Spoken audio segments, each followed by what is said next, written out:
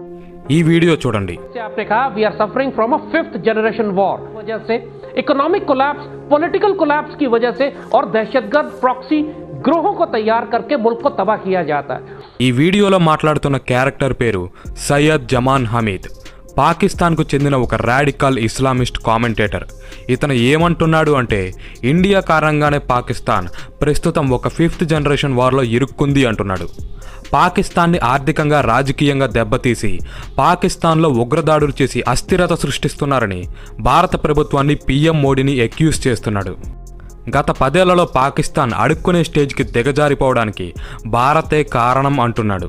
అలాగే మన దేశంలోని చాలామంది పొలిటికల్ అనలిస్టులు కూడా మోదీ గారు గనక మరోసారి పవర్లోకి వస్తే పాకిస్తాన్ని ఫ్యాక్టరీ రీసెట్ చేసి ఒక సామాన్య దేశంలా మార్చేస్తారు అని అభిప్రాయపడుతున్నారు. అందుకే ఈ వీడియోలో ఆ టాపిక్ని ఎక్స్ప్లెయిన్ చేస్తాను. ఈ 10 ఏళ్లలో పాకిస్తాన్ దారుణం నుంచి దరిద్రమైన పొజిషన్లోకి మారిపోవడానికి పీఎం మోడీ తీసుకున్న యాక్షన్సే కారణమా?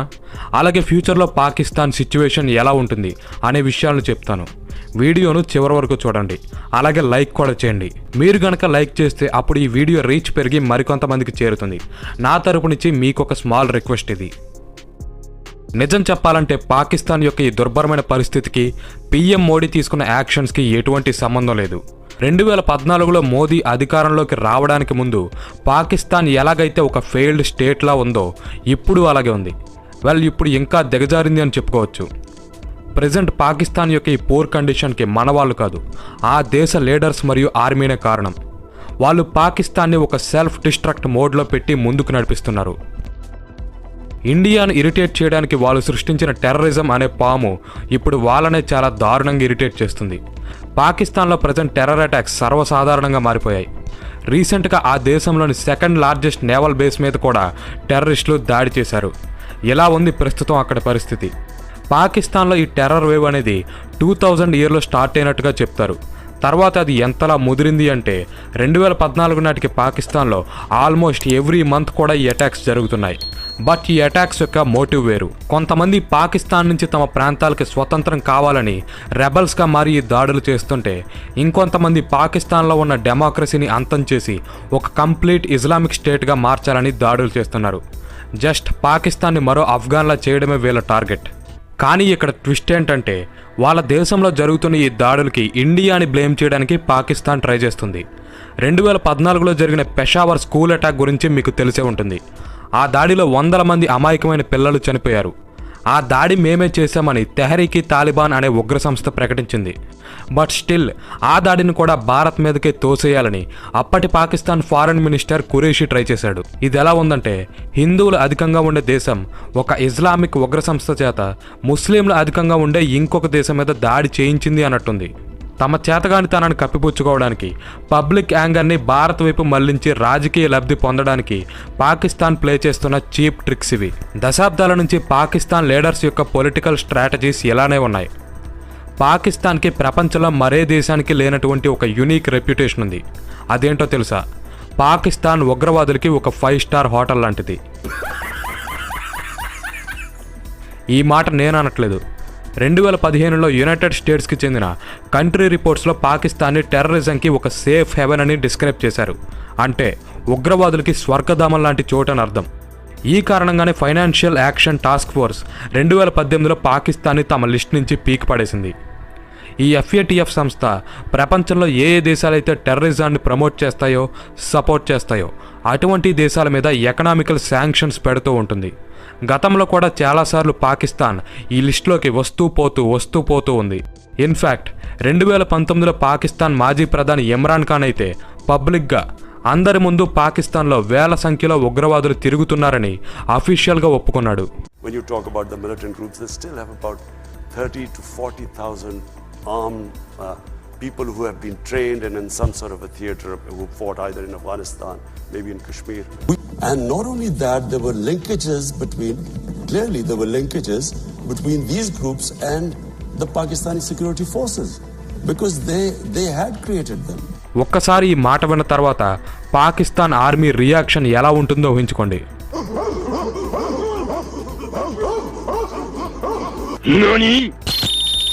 मैं अपनी जिंदगी के पाकिस्तान के लिए लड़ा हूँ. जो मैं कर सकता था పాకిస్తాన్లో 60కి పైగా ఉగ్ర సంస్థలు ఉన్నట్టు యునైటెడ్ నేషన్స్ అఫీషియల్గా ప్రకటించింది. అండ్ దీనిలో కామెడీ ఏంటంటే కొన్నిసార్లు పాక్లో జరిగే ఒకే అటాక్ను మల్టిపుల్ టెర్రర్ గ్రూప్స్ మేమే చేశామంటూ క్లెయిమ్ చేస్తాయి. దీనిని బట్టి పాకిస్తాన్లో జరుగుతున్న గందరగోళానికి ఇండియాకి ఎటువంటి సంబంధం లేదు. పాకిస్తాన్ లీడర్స్ చేస్తున్న ఆరోపణలన్నీ ఫాల్స్ అని క్లియర్ కట్గా అర్థమవుతుంది. మరైతే ప్రజెంట్ పాకిస్తాన్ ఆర్థిక పరిస్థితి చాలా దారుణంగా ఉంది కదా, దానికి పీఎం మోడీ యాక్షన్స్కి ఏమన్నా సంబంధం ఉందా అని మీకు డౌట్ రావచ్చు. మొత్తంగా కాదు.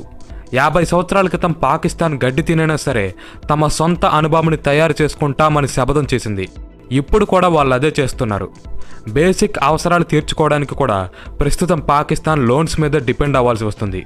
వాళ్ళు ఈ లోన్స్ తీసుకుని మా దేశాన్ని అద్భుతంగా మార్చేస్తాం అని సోది చెప్తారు. తర్వాత ఆ నిధులన్నీ అయిపోయిన తర్వాత మళ్ళీ కొత్త లోన్స్ తీసుకుంటారు. రీసెంట్గానే ఇంటర్నేషనల్ మానిటరీ ఫండ్ పాకిస్తాన్కి $3 బిలియన్ భారీ లోన్ ఇచ్చింది. చివరిసారిగా భారత్ ఎప్పుడు IMF దగ్గర లోన్ తీసుకుందో తెలుసా? 1993లో. ఆ తర్వాత భారత్కు మళ్ళీ ఎప్పుడు అటువంటి అవసరం రాలేదు. ఇక్కడ నిజమేంటంటే పాకిస్తాన్ లోన్స్ మీద బతకడం అనే కాన్సెప్ట్ మీద పీజీ చేసింది. ప్రపంచంలో మరే ఇతర దేశాలకి కూడా ఇటువంటి ఫీట్ సాధ్యం కాదు. ఈ సెక్టార్లో ఎంతో కొంత యుక్రెయిన్ మాత్రమే పాకిస్తాన్తో పోటీ పడుతుంది. ఇప్పుడు ఇండియా వంతు. గురిచూసి పాకిస్తాన్ కుంభస్థలం మీదే భారత్ కొట్టింది. అదే ఆర్టికల్ 370 రద్దు. ఎందుకంటే ఆర్టికల్ 370ని స్క్రాప్ చేయడానికి ముందు పాకిస్తాన్కి జమ్మూ కాశ్మీర్లో వేర్పాటువాదాన్ని రేపి ప్రజలను రెచ్చగొట్టడానికి చాలా ఈజీగా ఉండేది. పాక్లోని కొంతమంది స్వార్థ రాజకీయ నాయకులు తమ పర్సనల్ బెనిఫిట్స్ కోసం ఈ ఆర్టికల్ అనే లూప్ హోల్ని వాడుకునేవారు. కానీ ఎప్పుడైతే ఆర్టికల్ 370 రద్దయిందో ఇక కాశ్మీర్లో వారి ఆటలు సాగట్లేదు. కానీ వాళ్ళు ఏమీ చేయలేరు. ఎందుకంటే భారత్ లాంటి ఒక బలమైన దేశంతో పాకిస్తాన్ లాంటి ఒక కొలాప్సింగ్ కంట్రీ యుద్ధం చేయలేదు కాబట్టి. సో ఇండియాతో ట్రేడ్ని క్యాన్సిల్ చేసుకుని ఆర్థికంగా భారత్ని దెబ్బ కొట్టాలని పాకిస్తాన్ స్కెచ్ చేసింది. బట్ ఆ ప్రయత్నం కూడా పాకిస్తాన్కి చాలా దారుణంగా బ్యాక్ ఫైర్ అయింది. ఎందుకంటే ఇండియా పాకిస్తాన్ నుంచి ఏమీ పెద్దగా ఇంపోర్ట్ చేసుకోదు కాబట్టి. ఇండియాతో ట్రేడింగ్ చేసే దేశాలలో పాకిస్తాన్ కనీసం టాప్ 10లో కూడా లేదు, ఎక్కడో 48th పొజిషన్లో ఉంది. సో దీని ఇంపాక్ట్ ఇండియా మీద చాలా మినిమల్గా ఉంటుంది. కానీ నాణానికి మరోవైపు చూస్తే మాత్రం పాకిస్తాన్ ఇండియా నుంచి ఎగుమతి అయ్యే బేసిక్ కమోడిటీస్ మీద చాలా ఆధారపడుతుంది. ఇండియాతో ట్రేడ్ క్యాన్సిల్ చేసుకున్న ఫలితంగా పాకిస్తాన్లో కూరగాయల రేట్లు 500% పెరిగిపోయాయి. సో దీన్ని బట్టి ఇండియా పాకిస్తాన్ మీద కనీసం ఒక్క బుల్లెట్ కూడా కాల్చాల్సిన అవసరం లేదు. ఎందుకంటే పాకిస్తాన్ తన గొయ్యి తానే తవ్వుకుంటుంది కాబట్టి. పాకిస్తాన్ తనను తానే శాంక్షన్ చేసుకుంటుంది.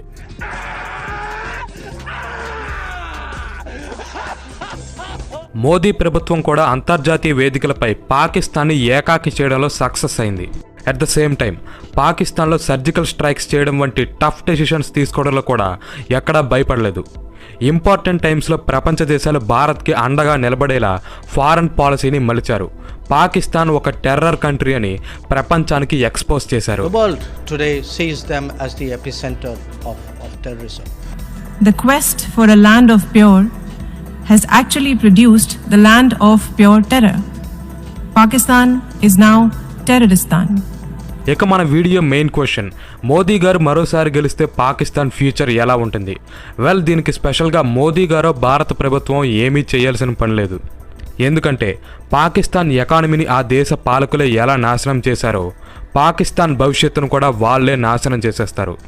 ఇది ఈ వీడియో నా కంటెంట్ కనుక మీకు నచ్చితే వీడియోను లైక్ చేసి ఛానల్ని సబ్స్క్రైబ్ చేయండి. మన ఛానల్లో ఇటువంటి ఇంట్రెస్టింగ్ వీడియోస్ ఇంకా చాలానే ఉన్నాయి, వాటి మీద కూడా ఒక లుక్ వేయండి. Thanks for watching. జై హింద్.